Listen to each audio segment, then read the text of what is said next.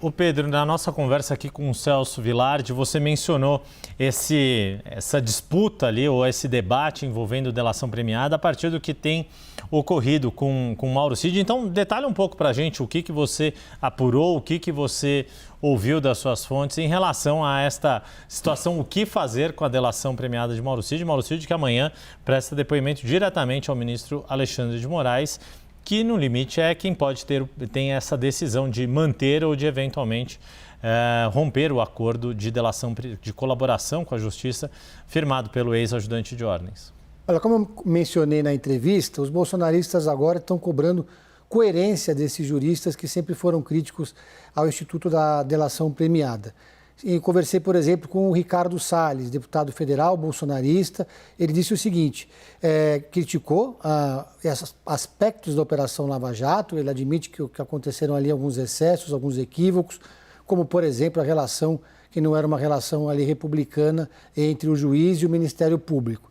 Mas ele diz que esses mesmos advogados agora estão se omitindo, porque ele considera que existem também excessos e abusos agora na condução desse processo pelo ministro Alexandre de Moraes.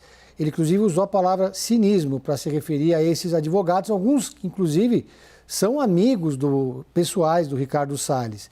Ele disse ainda que o Cid fez a sua delação sob pressão, como ficou claro, segundo ele, naquela reportagem da revista Veja, que foi publicada esse ano ainda, e que agora que mudaram os atores, mudaram as perspectivas de como se observa esse caso.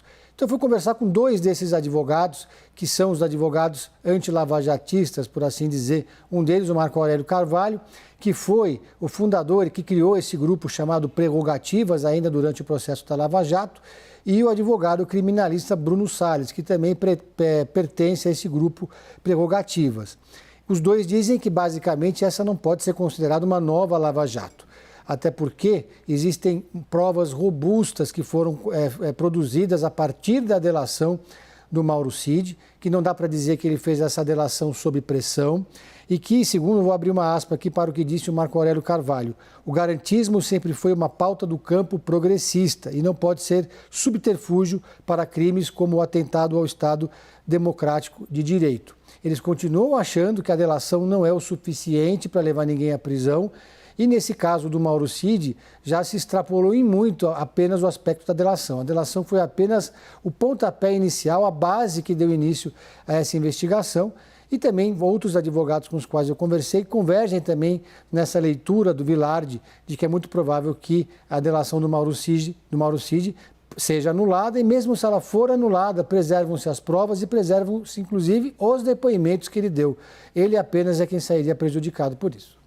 Obrigado mais uma vez, Luísa Martins e Pedro Venceslau.